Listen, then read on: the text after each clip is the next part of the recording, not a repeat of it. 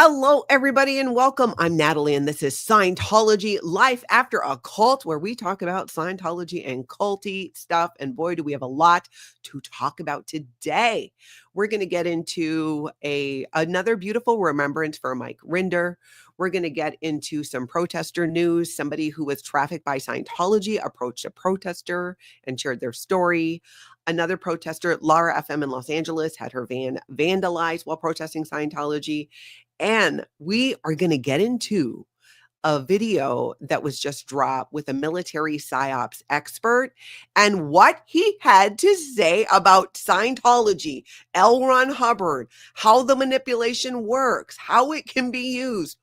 Whoosh, blew my mind. And I cannot wait to hear what you guys think about that when we talk about it, because it seriously it's still blowing my mind. It blew my mind so much I had to listen to parts a couple of times. Thank you so much, moderators, for being here and bringing the aloha. I appreciate you. Same to the members. I'm glad you're here, and everybody in the live chat and catching this on the replay. Throw that aloha in the comments. Throw those hearts, those flowers, whatever it is. Welcome everybody in. Let's just bring the aloha and talk about some Scientology culty news. All right, we're going to kick things off. What is the hair doing all of a sudden? Which sidebar? The gray. I'm growing it in, y'all. I told you I was going to do it. So far, so good. I'm seeing my hair person this week to get a haircut, and I'm going to really work hard to not color. I've not colored now for a few months, and I'm okay with it. I'm okay with it so far. All right, enough about my gray hair. We will get back. We will talk more about that later, because I'm telling you, I kind of want to complain about menopause, but let's not do it right at the start of the show.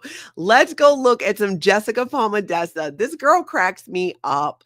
Jessica Palmadessa found an actual alien church in Los Angeles. If you're new to my channel, Jessica Palmadessa she's a TikToker, YouTuber. She's done a lot with protesting Scientology. She does a lot of other content. And when I saw this, and some of you sent it to me too, was like, oh my gosh, there really is an alien church, and it's not Scientology. Behind the train station in downtown LA, there's a literal alien church. We were just recording outside when the door started lifting up. This is some you would only find in LA, I swear to God. These two guys walked out from behind the building and said, you guys opened it. Yeah. Oh, that Passing by? Yeah, I've never seen this before. You guys by walking together? Yeah. I don't know why we decided to follow these men inside, but we did, and I love that she did too. I mean, it's like, oh, here's an alien church. Let's go inside. I love her sense of adventure. And I got to admit it, I was here for it. I'm like, tell me more about this alien church in Los Angeles that is not Scientology. Ooh. It is creepy. I mean, they've got the aliens in there. But it kind of looks a little modern too, but with the pews and stuff. I'm very curious. Sundays and Mondays, and that's like sound healing. And we're going to have other members that are going to come to. I don't know if this is like their scripture kind of thing. You know what I'm saying? Where they like the Book of Alien. It just, do you make it up as you go along? Do people add to it? Looks like they might have some merch. I saw some shirts. I just found this very interesting. If I were to go to Los Angeles, I don't think I could help but not visit an alien church, as weird as that sounds. My curiosity, I like weird stuff, okay? I would be like, I need to see this. I want to see this. Definitely would not join, but I would have to see it. Would you guys? Would you go? Okay, one in the chat. If you were in LA, you came across an alien church, would you go in out of curiosity? One in the chat. Two, if you're like, no way, no how, they're not going to get me. But how do you not? How do you not? Florence is there with me. I am there with you. So Florence and I are going to go. We're going to go. We're going to go. Ren listens too. Anna from Canada is going to be on the bus. We're going to all go to Los Angeles to visit this alien church. Squirrel SPTV though is like, no, I'm out. I'm not doing this with you crazy people. Abigail too, like, no. Francis. I guess someone went in with me. I'd go. Marcy, yes. You and me, arms linked. We can do it. Dr. MLS too. Michaela's like, ooh, yeah, I don't know. Not so much. Not so much. You know what, though? Thank you for entertaining the idea. I will say that, at least. I will say that. Now, let's go over to Chicago. Juanita was out there. I don't know if you guys are subbed up to Juanita. There'll be links down below. I'm going to put links to all the videos and articles we're going to talk about in the description of my video. She was out there, and Windy City Thetan Watch was out there. And you guys, it was so cold. We got to talk about the weather because this does relate to the video we're going to look at. I was getting cold watching it and seeing them out there, but there has been mass winter storms moving through the country, especially heading east, more south than me. In Minnesota, we really didn't get anything but a little bit of cold. But have you experienced any of this weather that has gone through recently? But it was freezing in Chicago, and Juanita was out there, and Windy City Thetan Watch was out there. If you're on the replay, jump in the comments, because I've been hearing a lot about this weather, ice storms and snow. We missed it here in Minnesota. So Juanita was out there. Let's take a look at a clip from her video. There was a police car parked right out front. And again, this is Scientology Chicago. And there's Windy City Thetan Watch. They're making pizzas in there. That's why they keep winning. That's why they went in.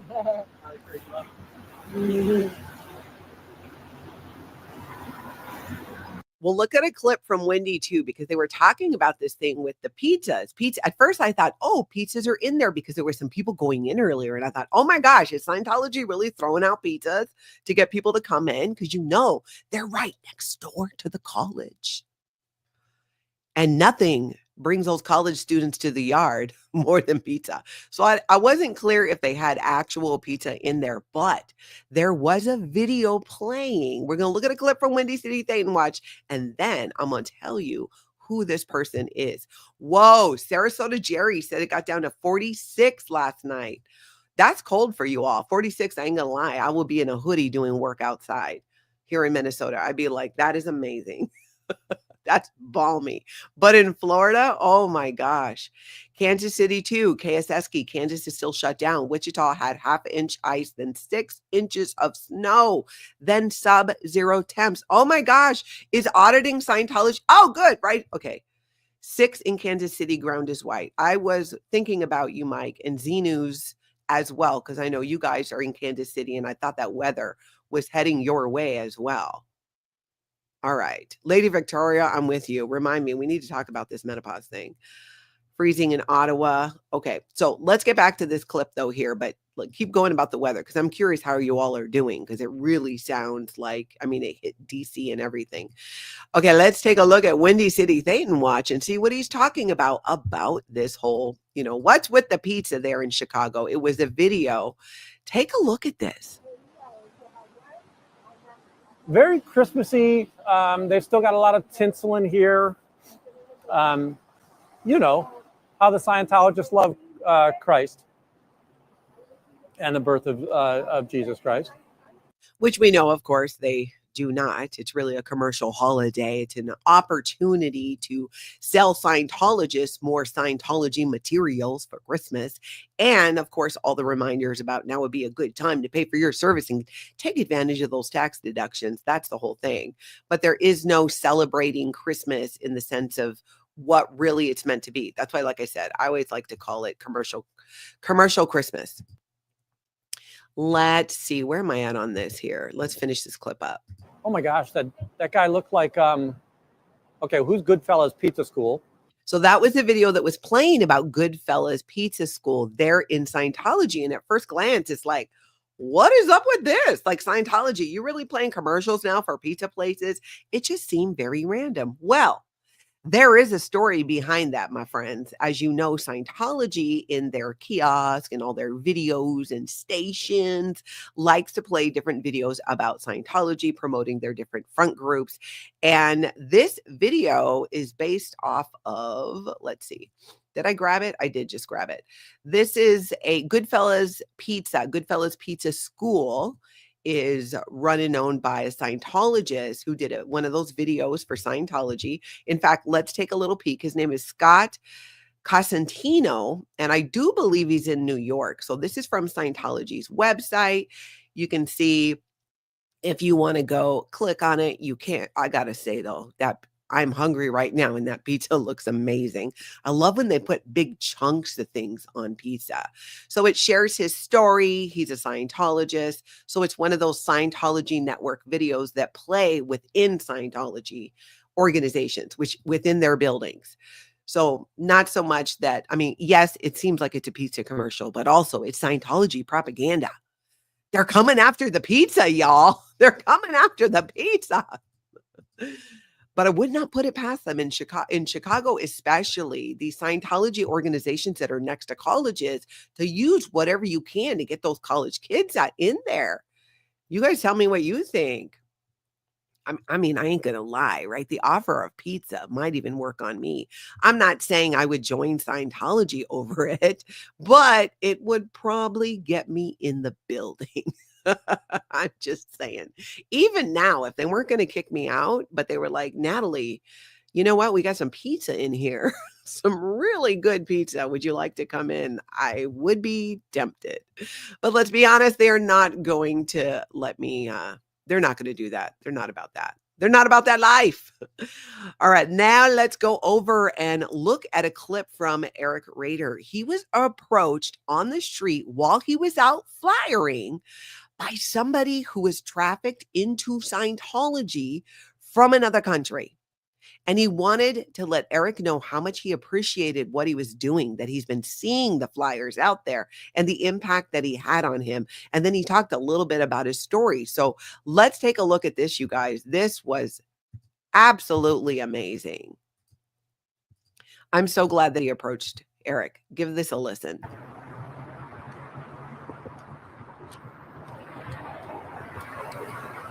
What's that? Finally get to meet you. Oh, yeah? Yeah. I love what you're doing. Really? Yeah. I don't want to be on camera, though. It's okay. It's pointed that way. They go off camera and they have a little bit of a conversation, but then he comes back. Like, he talks to the guy, actually does share his story more. Let me see if we're at that part. Over there, and I've been seeing their stuff all over the street. You can see how they've been pulling it down? I knew it was them. I was telling my girlfriend, I'm like, there's no way that this people here give a shit. It's gotta be them. Yeah, he was saying the flyers are being pulled down, and he had seen them being pulled down, and it's obviously from Scientology, because who would care in that area? Nobody else would care in that area. And this guy was hoping that he would run into the person putting up these flyers and be able to talk to him. This path, right? Yeah. The bus stop, all the people making rights and here, they can't stand this pull. Yeah. I love what you're doing. I'm easy working for you. Thank you. He goes on to share with him that he loves what he's doing and how he was trafficked into Scientology. And I think it was from Colombia or Venezuela, but you guys can check it out. I'm going to link it down below. And that was so impactful, you guys. Just, you know, the beautiful thing about people who are out protesting, live streaming, putting up flyers, calling into different government bodies, making your voices known. All of these things have such a ripple effect because you can reach so many people. And the beauty of doing these things on social media and here on YouTube is people watch the videos and they see it online, and you reach so many more people. And that he approached Eric and shared his story in Scientology, I thought was impactful, and sharing his appreciation of what was being done. He says he stays out of Scientology's way. He kind of hides from them. He did not want to be on camera. And I completely, totally get that. I just love and appreciate, one, that Eric had that moment, because so many of the protesters protesting Scientology, it's hours and hours and hours of, talking and raising awareness. And once in a while, when you can connect with someone who lets you know the impact that you're making, the impact that you've made for them, that is huge. And it was amazing. So I'm going to link the video down below. There's more to it to watch, and I encourage you to watch it. This guy shares even more in his conversation with Eric, but I want you to go watch it on Eric's channel. So I'm linking it down below. And it is a beautiful thing. It is so aloha. I just love that this guy approached him like that. I so appreciate it. Marcy saying, yes, Eric was so emotional after that. I can only imagine, because it's like, you know, you're out there doing this because you want to raise awareness. And as a former Scientologist, it's also a way to take back some of your power and push back, to protest the group, the organization that was the reason, like, for the destruction of families and so much more. I just so appreciate that. And it's a message that I've heard from other former Scientologists and even under the radar Scientologists, which are people who want to leave.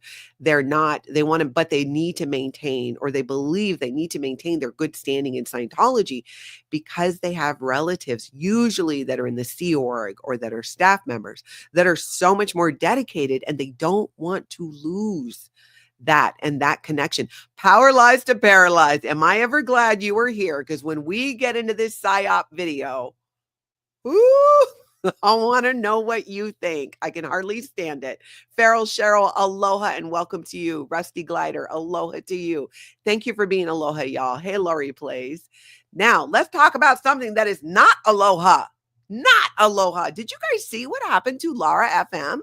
When she was protesting Scientology, her van got totally vandalized. Her van got vandalized. Sorry, that goes together in a way that's sticking in my brain, but you get the point. This is just beyond disturbing and not okay. Listen to this. Document this live right now on the live stream. There's one spicy word, so if you get kids in the car, I don't remember if I chopped it off before that or not. Just fair warning. Before and during while I call the police. So we just walked up. All of my van keys. Let me show you guys right now before, so you guys you can't see it because it's clear. So somebody super glued my van. Look, can't put my key in. Who does that?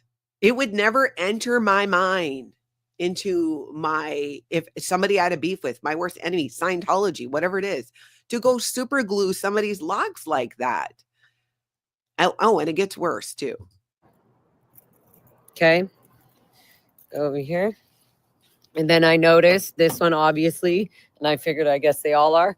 Then I noticed my tire was, document this live right now. Her tire was slashed. There was so much damage done to this van, and it is absolutely not okay. And just so happened that it happened while she was protesting Scientology.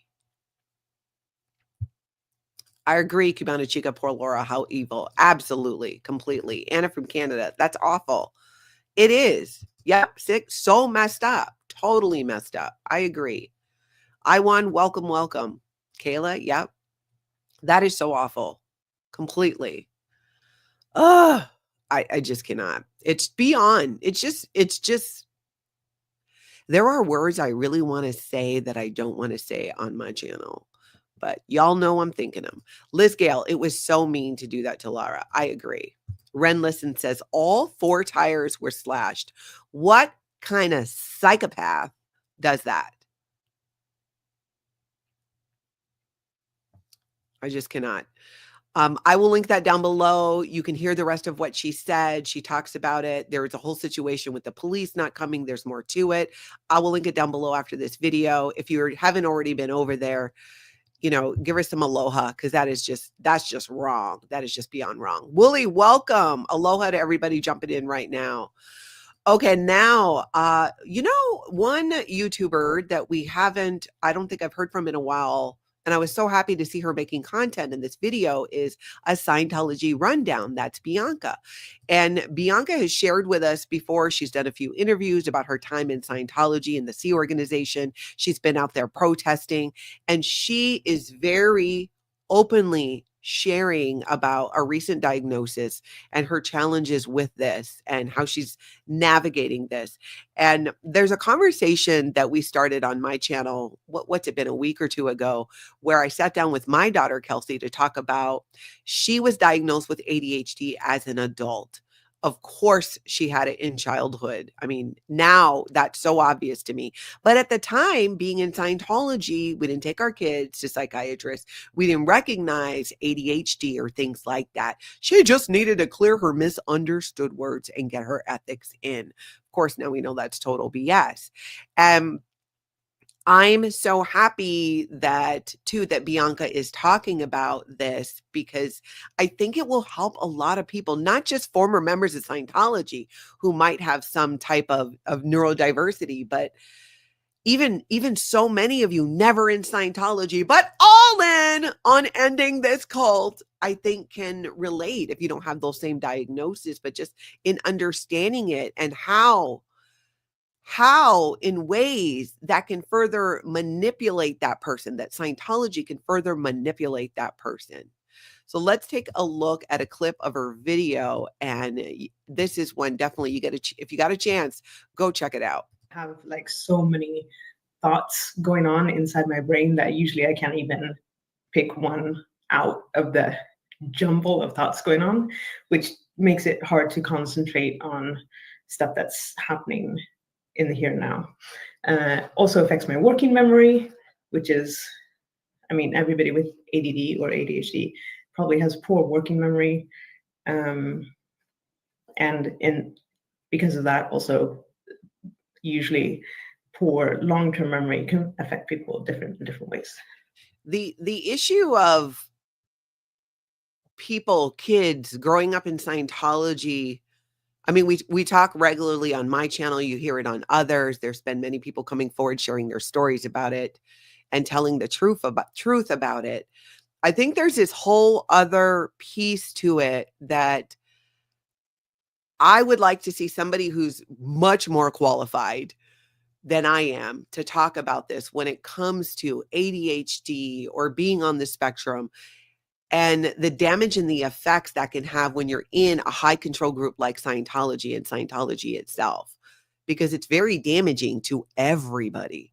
But to force in my opinion, I think it makes things so much more cruel in ways. And I've wondered, did they know?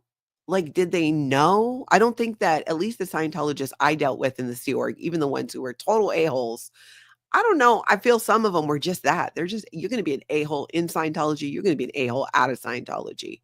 But it's twisted.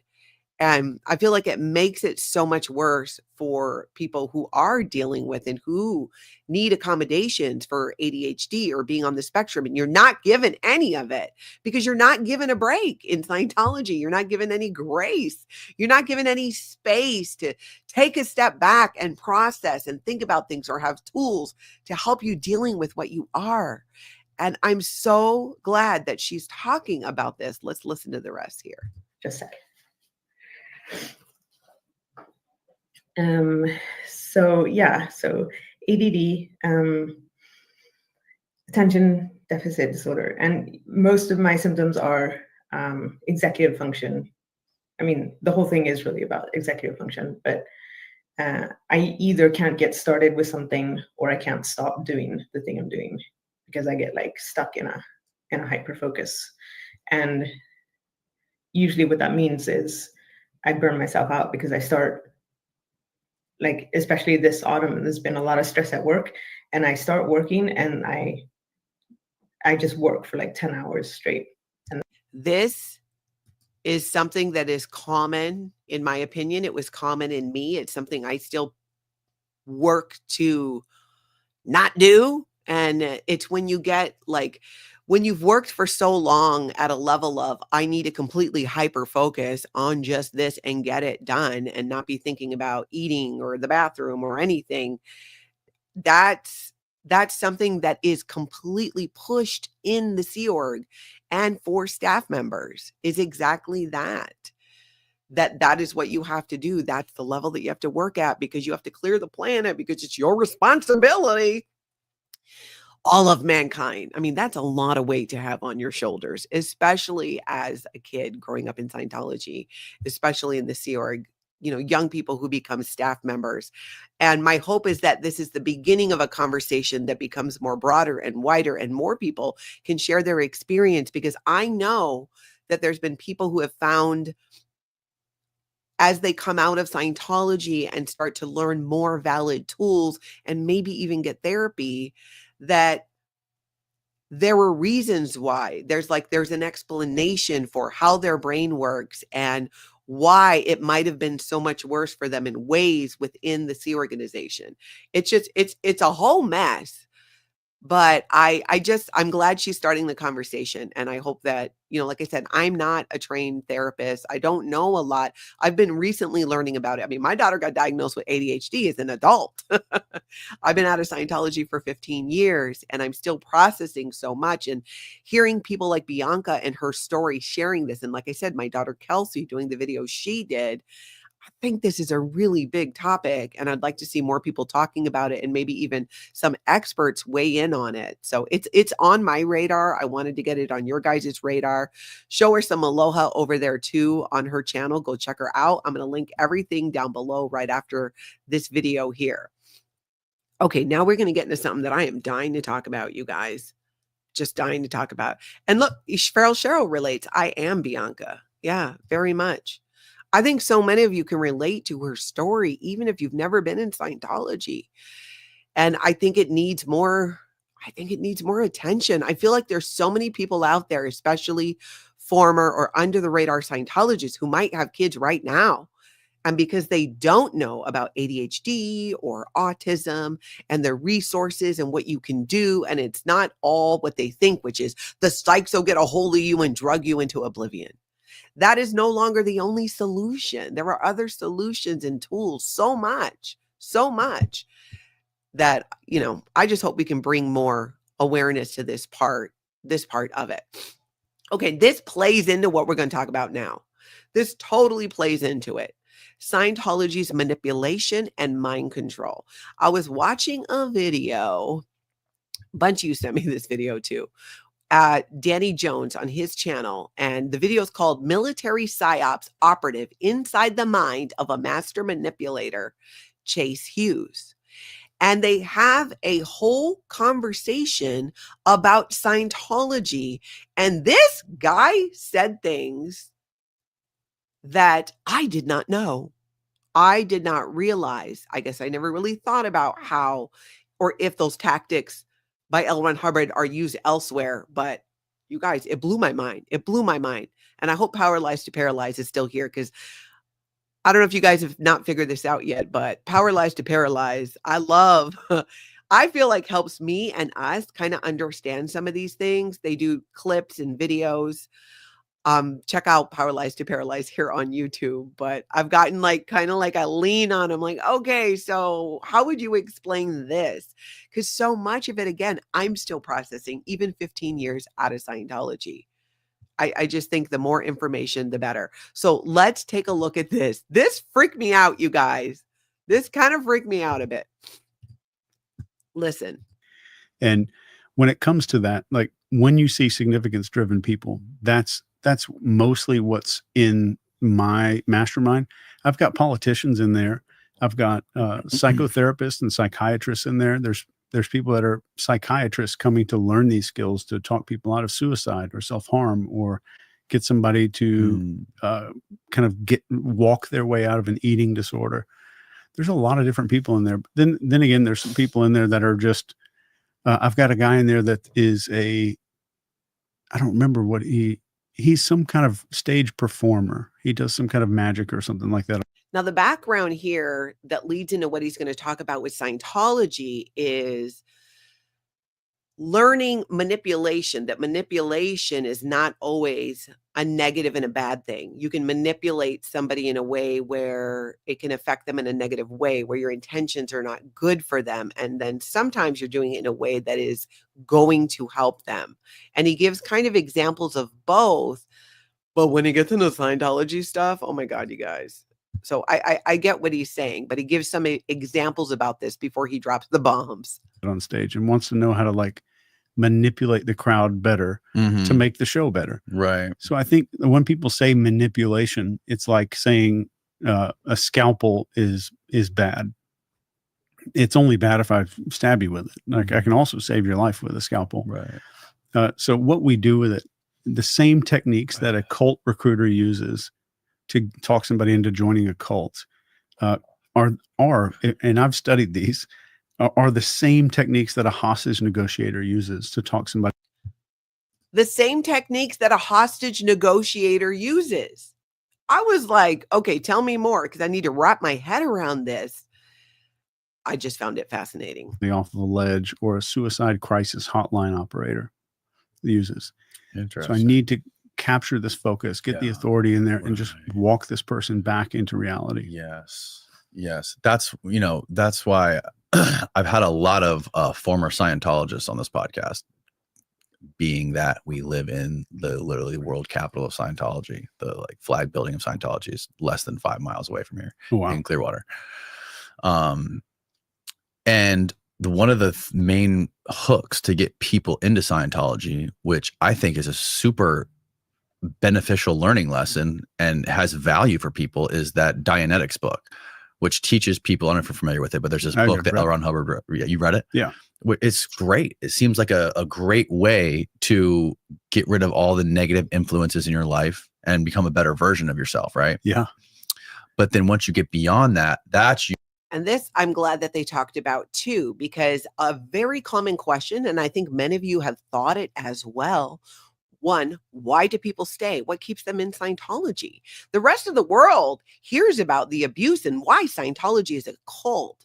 And I often tell you, they don't know. Most Scientologists don't know half, 3/4 of what's really happening in the Sea organization and what Scientology is actually doing. And that gets hijacked. But there are things in the beginning at the start that are like, oh, this is helpful. And you're always chasing that high. You know what I'm saying? Like that first hit, you're like, oh, this is so great. It's helpful. It's communication. I see it. I can use this. This is wonderful. I'm all in on this. And then you're being love bombed and it's all, the walls are closing in and you don't even know it. You think it's the opposite because they're telling you freedom. This will bring you freedom. You don't even feel the walls closing in on you. And then when you do, they say, well, are you connected to somebody that is antagonistic to Scientology? You know, are you exposing yourself to negative things about Scientology? That's why you're having doubts. That's why you're questioning this, because you should never question L. Ron Hubbard. I'm so glad they touched on that, because that is how people start in Scientology and get hooked. And then they're always chasing the high. They want that again. And you don't get it. And you're constantly being carroted like, oh, you guys got to do your next step. You just got to do your next step. Usually when the sinister manipulative things come into play, that's how you hook them into the cult, by dangling that carrot or that shiny fruit up front.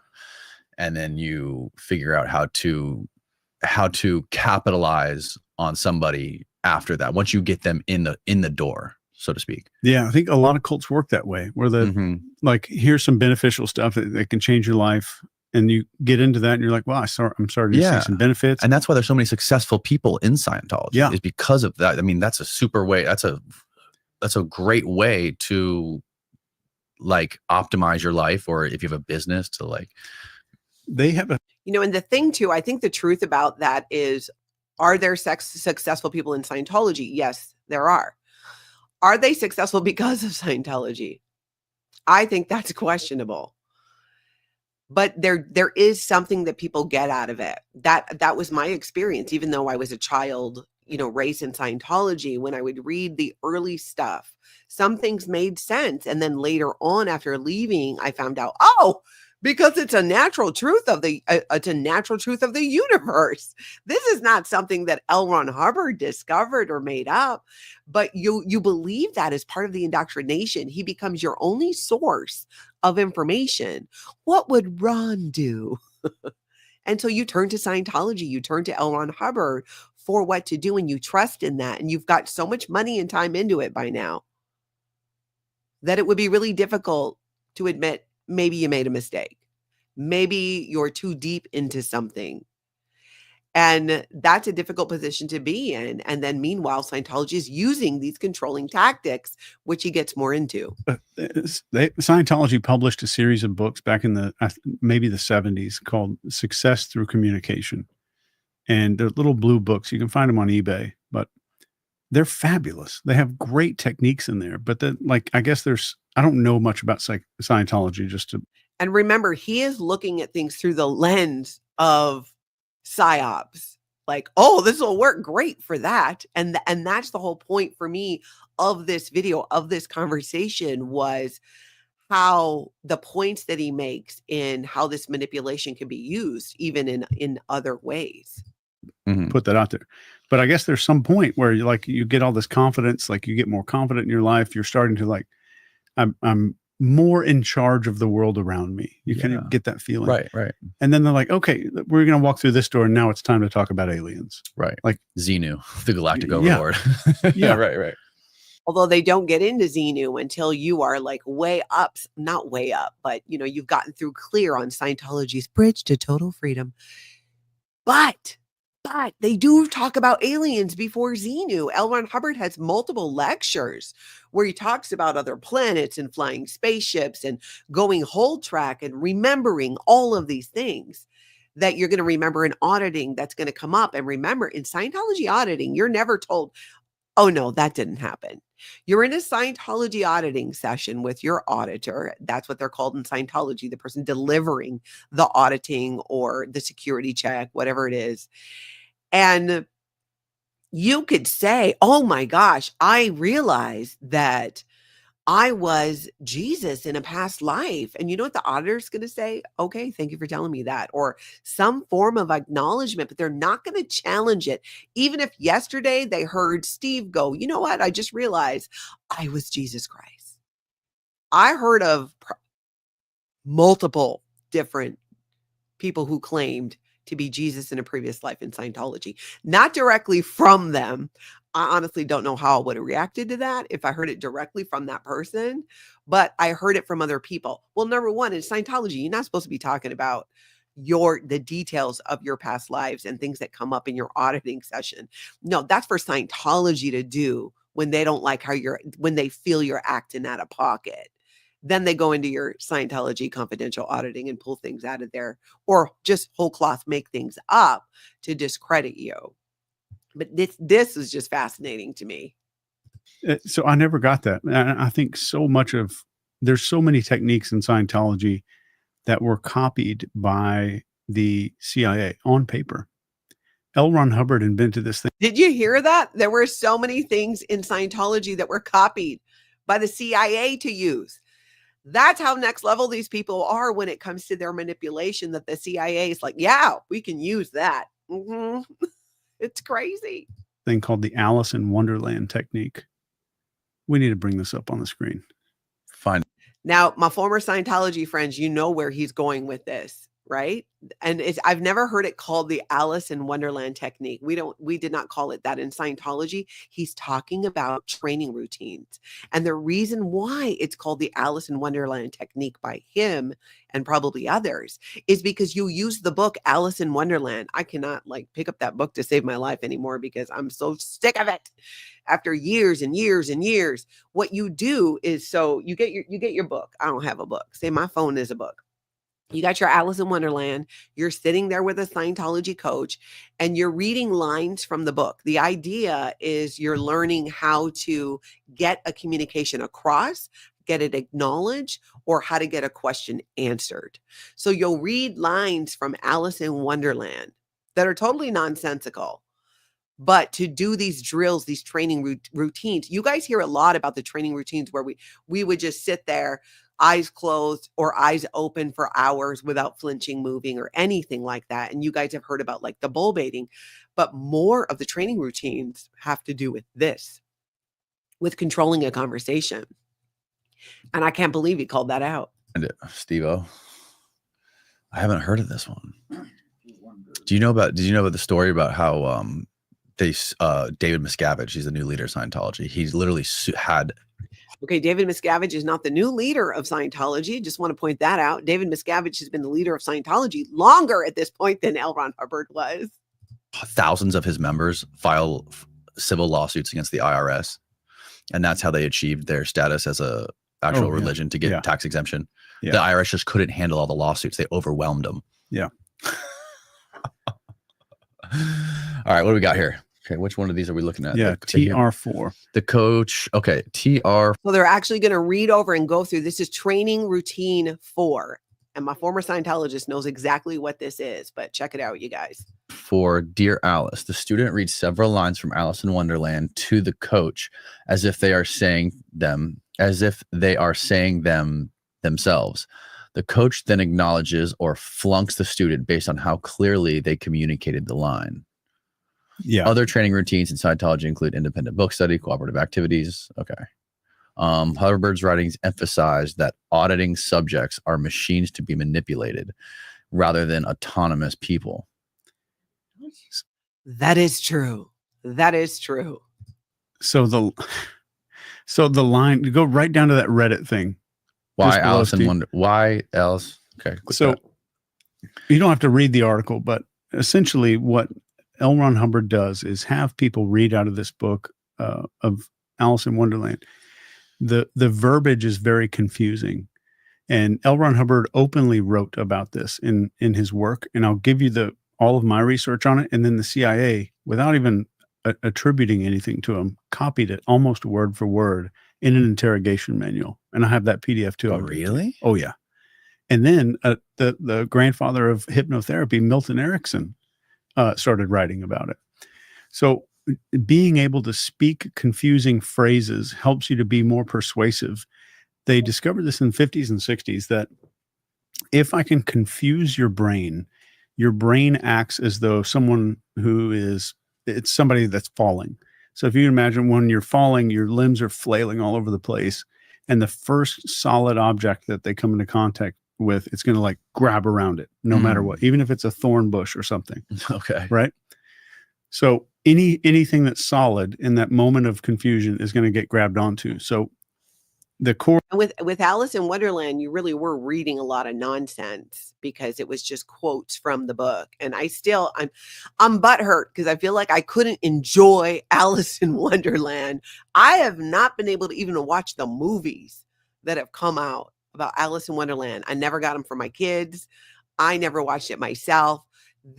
We spent so many hours reading Alice in Wonderland to use the quotes that are in there as the words that we were saying to the coach to practice this skill of getting a communication across. And again, I find it so interesting because some of these things are helpful if you're not trying to screw people over, but they're also so helpful if you are trying to screw people over.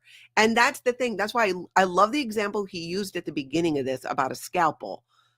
A scalpel can hurt you, but it can also save your life.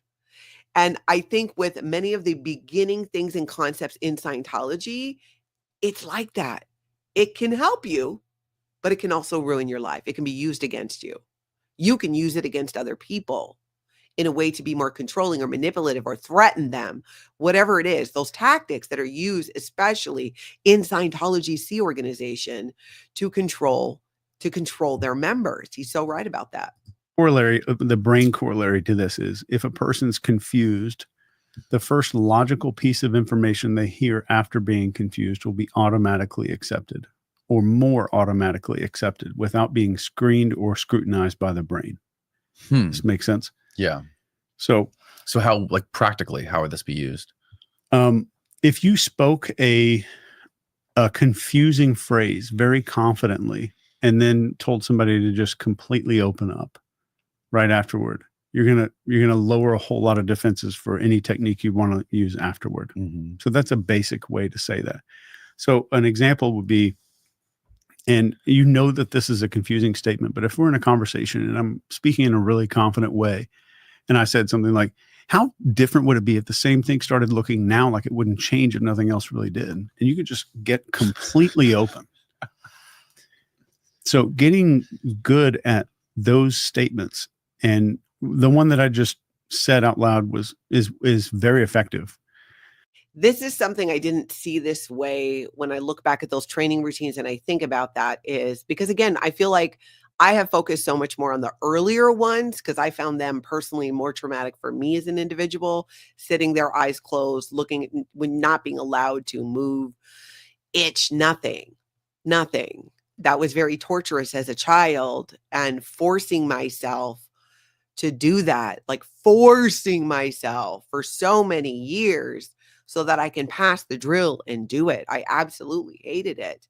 And this sheds a lot of light on that for me. And what he's saying, like, we were very much trained to, when he talks about like when you can say something confidently, those training routines, that the auditor training is really that, is to get you to be able to do that. And when you're doing it, you're not questioning it because you're like, well, yeah, if I'm doing Scientology auditing, I need to be able to get a communication across.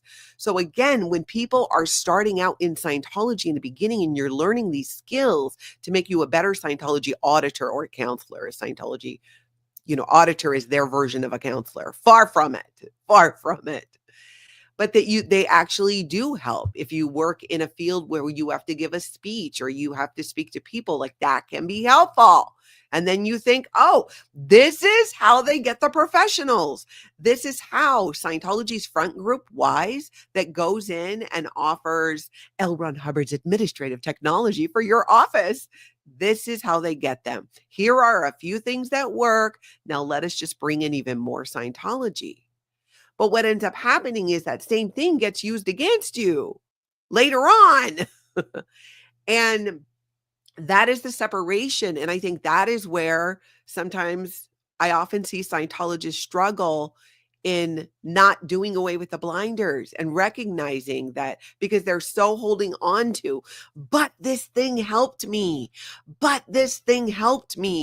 I did better in work. I did better in my relationships because I could communicate better. That is still true. That's what hooks you. Again, go back to my example of the first hit. It's like you're chasing that. But as you move up in Scientology in the levels, the control becomes stronger. It becomes harder.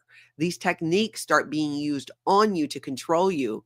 And you're indoctrinated to believe that what you're learning is purely to help people. But the higher up and the further you go, there suddenly is not that opportunity for that anymore, especially if you're not training to be a Scientology auditor and delivering Scientology. Like, where are we going with this? Why are we doing all these drills on how to control people, even physically with their bodies?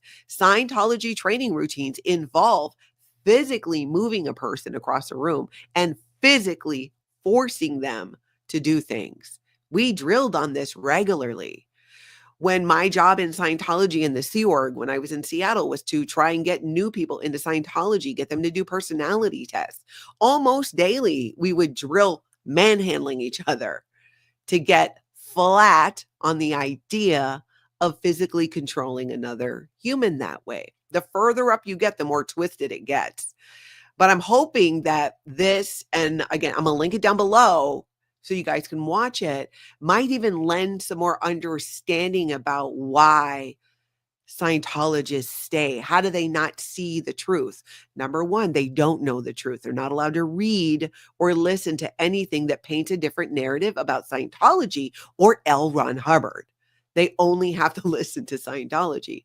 And then they're reminded when they're like, hey, you know what? I don't know. I'm feeling a little weird about this. Then you should write up your overage and withhold. It's always turned back on that person that it's something then that's wrong with you if you disagree with Scientology. But it blew my mind. There is so much more in this interview. I wish almost like I would have done a whole video just on this, because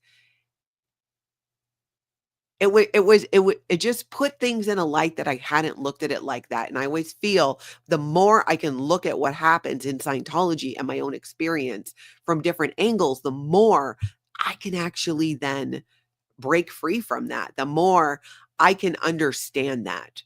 Asen says, I was never diagnosed, but I have so many neurodivergent indicators and my kids are diagnosed. I read up so much on it and I believe it is hereditary. Yep, that's going back to the conversation that we were having earlier. I totally get that. Seal Bilf says, Mitch was on last night saying he saw the flyers in his neighborhood. That's fantastic. I love that. Love that. Miss Sunrise Dawn, thank you for being here, even while you're driving and listening. Thank you, Mama Opal. 4:00 today, Central Time, 4:00 Central Time. I'm doing a members only live stream. So keep that in mind. If you can't catch it live, please catch it on the replay. If you are not yet a member of the channel and you would like to throw your support that way, there's a link in the description of this video. And on my channel, you can go ahead and just hit the join button. And I'm sure one of the moderators, they've probably already been throwing it up in the chat anyways. Let's see. Asen says, and once you are broken down, you are in survival mode. Also, you're shying away to explain why you were receptible to that behavior and that abuse. It's like the frog that is boiled slowly. Exactly. And I have heard that analogy used multiple times, being that if you, and I don't actually know if it's actually true, but the analogy makes sense. If you boil a frog, if you put a frog into regular water and you do a slow boil, it won't fight to get out. But if you throw it into boiling water, it'll fight like crazy to get out. It is a slow boil with Scientology.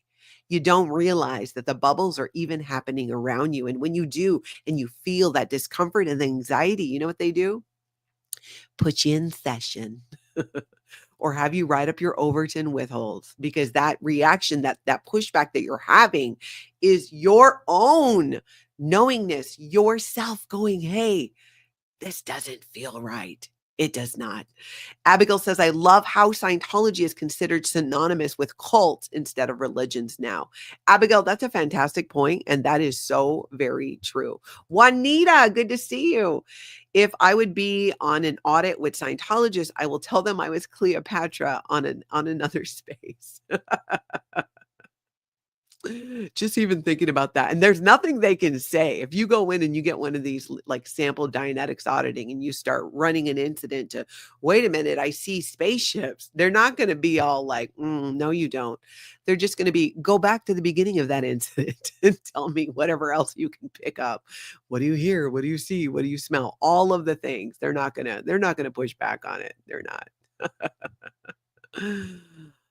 James Steele, how much of the training routines do Scientologists remember in a percentage?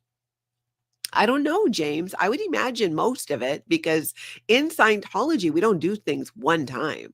You do it over and over and over again so that it becomes second nature. And they tell you that because if you're training to be a Scientology auditor, or you're going to be auditing yourself, Scientology is saying, we need you to be able to clearly communicate. So you're like, oh yeah, of course, I'd want to be able to clearly communicate. You don't see the control aspect of it because you're not allowed to see Scientology through that lens of question or to voice that uncomfortableness. And that's something I know since leaving Scientology, I've just continued to listen to my gut more and my instinct and honestly myself rather than turning to Scientology like we used to for, oh, I'm having troubles, I'm having doubts, and then they just go and reprogram you. There's just something to be said for get the tools that you need, but just kind of like, what do they call that? Just like keeping your own counsel on things. You can get information that's data points, but we all have to make decisions for ourselves and then take responsibility for the direction that's going. And Scientology takes that away from you and tells you the direction you need to go in and why and what you're doing and who you are and what you think. And that's just not necessary. That's not the case. It's not the case. I love your guys' comments. Amber's like, I hated doing drills. Me too. Me too. Nancy says, Alice in Wonderland definitely has a dark side. Carol sees children as a dangerous place, shadowed by the threat of death. Oh, that's interesting. The Queen of Hearts ritually demands everyone's head. That is true. Off with their head. Especially Alice is off with her head. The adults in Wonderland are powerful, but often absurd. Yeah. I always thought, and any former Scientologist, you jump in the chat or on the replay. I always thought, well, Alice in Wonderland, they're just using because it has so many quotes in it. There's so many lines that you could say, but I don't know. With what Nancy just said, that does add a little bit of a twist to it. You know what I'm saying? It's like, I don't know. Was there a deeper, darker reason for choosing Alice in Wonderland in that way? I don't know. I want to know your thoughts on it though, you guys. So do jump in the comments, what, if you're on the replay or here too, because it has just got me doing all kinds of thinking. Asen says, so you can claim anybody but not LRH, right? Yes. Yes. Now, in the moment when you're in the middle of that session, are they going to say anything? No, they're going to note it. They're going to note what the e-meter's doing, and then they're going to go from there. I don't know how they would handle that with a Scientologist who said that. If anybody has a story or knows, I've heard of people, you know, like there's that guy who's in jail or prison who claims to be the reincarnation of L. Ron Hubbard. I think that, you know, people like that, where they weren't in Scientology, it's almost easier to like, obviously it's a scam that he's doing, but would Scientologists believe that it was L. Ron Hubbard? I don't know. I kind of don't think that they would, despite the fact that they've got all these homes for L. Ron Hubbard all over the place with the secret vaults and all of that. I just don't know. If you've heard of it happening, I would love to hear that story. Natalie at lifeafteraccult.com. You can email me as well, because I am really curious about that. And we're definitely getting some questions about if I've seen that.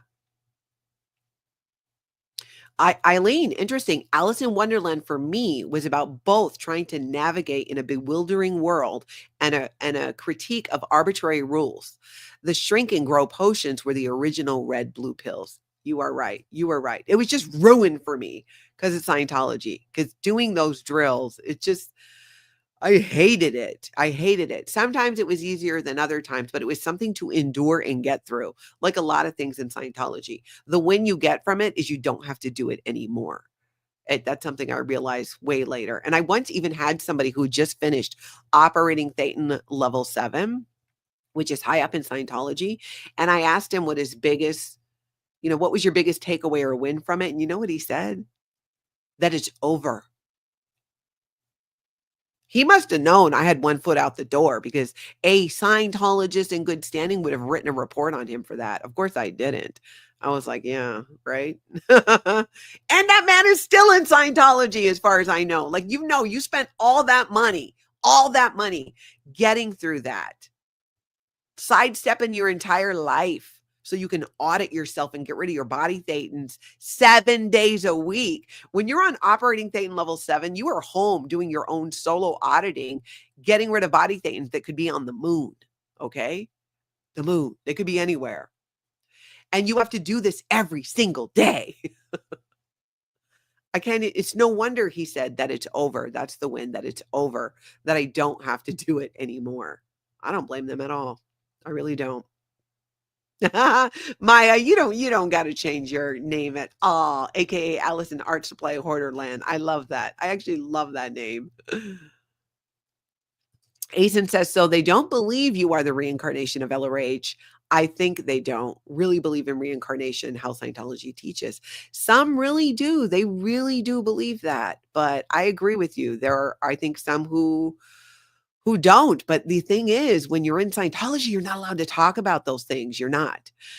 All right. Another thing I want to get to, you can keep your comments on that whole topic going, because like I said, when I miss them, I want to go back and read everything after we finish the show here. But I do want to make sure that we cover a really nice remembrance for Mike Rinder that was in the New York Times. And I wanted to share this with you guys. There's been so much since Mike's passing that have come out, that articles, people sharing, their experiences with him and the impact basically that he had on their lives. And I wanted to share this because I thought this was really nice. It says, Mike Rinder, Scientology spokesman turned critic, dies at 69. And again, this is in the New York Times. In a memoir and as a host of the documentary Leah Remini, Scientology in the Aftermath, he accused the church of fostering a culture of abuse.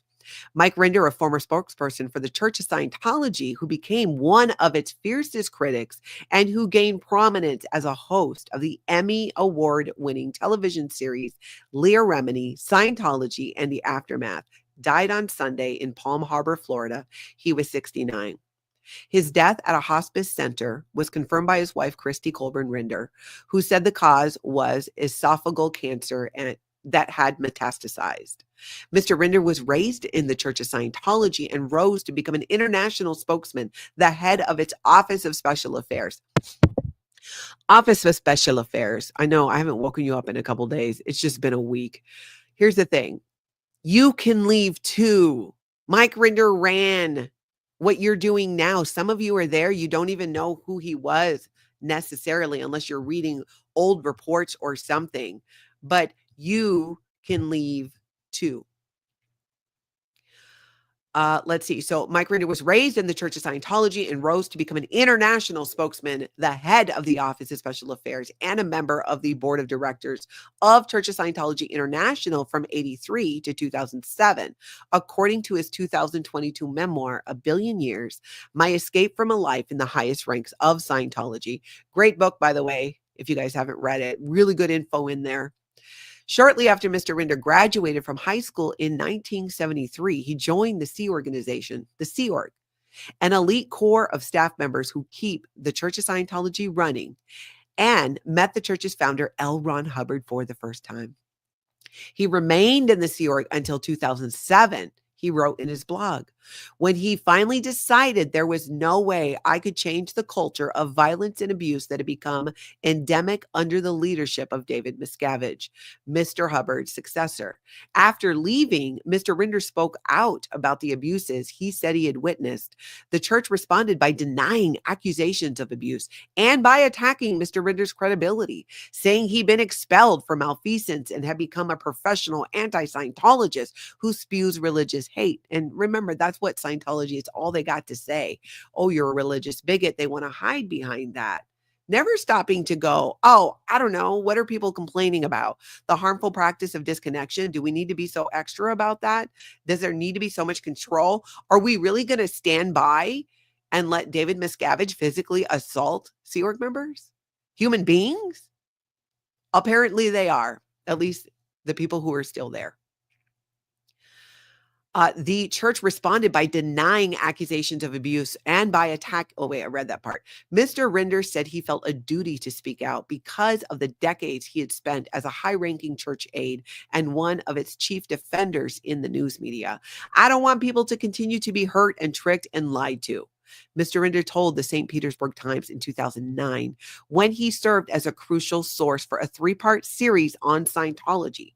I was unsuccessful in changing anything through my own lack of courage when I was inside the church, but I believe these abuses need to end. Mr. Rinder was perhaps best known as a host with the actress Leah Remini of the documentary series Leah Remini, Scientology in the Aftermath, which ran for 3 seasons on A&E starting in 2016. The series based on the accounts of former church members who said their lives had been harmed by Scientology, won Emmy Awards in 2017 and 2020. Ms. Remini, who left the church in 2013, has also been an outspoken critic of Scientology. Her 2015 book, Troublemaker, Surviving Hollywood and Scientology, helped inspire the series. Mr. Rinder was also featured in the 2015 HBO documentary film Going Clear, Scientology and a Prison of Belief, based on a 2013 nonfiction book of the same name by the journalist Lawrence Wright. I hope this movie increases public pressure for the church to change its abusive practices, Mr. Rinder told the New York Times in 2015. Michael John Rinder was born on April 10th, 1955 in Adelaide, Australia. His father, Ian, was a serial entrepreneur. He wrote in his book, and his mother, Barbara, was a homemaker who sometimes helped out in my father's various business ventures. The family, he wrote, was introduced to Scientology by a neighbor who attended lectures by Mr. Hubbard. So really, my life was preordained into Scientology, Mr. Rinder wrote in his book. As a church official wrote that his days were crammed. As a church official, he wrote that his days were crammed with keeping track of Scientology's enemies, conducting programs to neutralize them, putting out fires on the internet, and dealing with the constant celebrity issues. Again, Scientology never stops to go like, I don't know, there just seems to be a lot going on. Should we do a little bit of inner reflection? No, does not seem to happen that way. He decided to leave in 2007. He wrote in his book after a BBC reporter asked him if he had ever been struck by Mr. Miscavige. And I remember seeing this. This was such a key moment. John Sweeney asking Mike Rinder, have you ever been struck by Mr. Miscavige, and he denied it at that time. But it obviously had a huge impact on Mike because he took off right after that. Mr. Rinder wrote that he told the reporter that Mr. Miscavige had not hit him, even though he said that was not true. When he left, it began a metamorphosis, slowly transitioning me from a fanatical follower of the cult I had been raised in to a dedicated whistleblower about the abuses I experienced, witnessed, and committed, Mr. Rinder wrote in his book.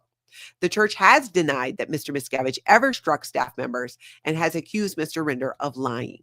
In addition to his wife, Mr. Rinder is survived by their son, Jack Rinder, a stepson, Shane Colburn, and 2 children from a previous marriage, Benjamin Rinder and Taryn, I don't know how to say her last name. In a final post on his blog, published on Sunday, Mr. Rinder wrote that he had been lucky, living 2 lives in 1 lifetime. He said he remained deeply concerned about the practice of disconnection under which members of the church break contact with friends, family members, or associates who are deemed to have become hostile towards Scientology. Mr. Rinder had been estranged from his 2 oldest children since departure from the church. My only regret is not having achieved what I said I wanted to, ending the abuses of Scientology, especially disconnection, and seeing Jack into adulthood, he wrote. If you are in any way fighting to end those abuses, please keep the flag flying. Never give up. So that was beautiful in the New York Times.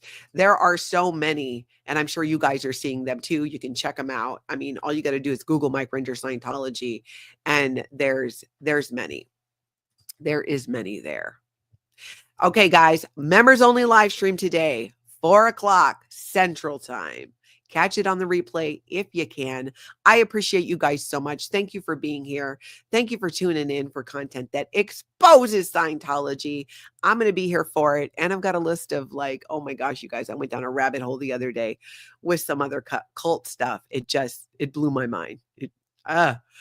We have so much to talk about this year in 2025 and the connections being made too between different cults that I think it's going to be a wild ride. I'm glad you guys are here for it. Hit that like button for me. If you enjoy my content, I would appreciate it if you would subscribe as well and set that notification bell to all. In the meantime, y'all, I hope you all have an amazing cult-free day.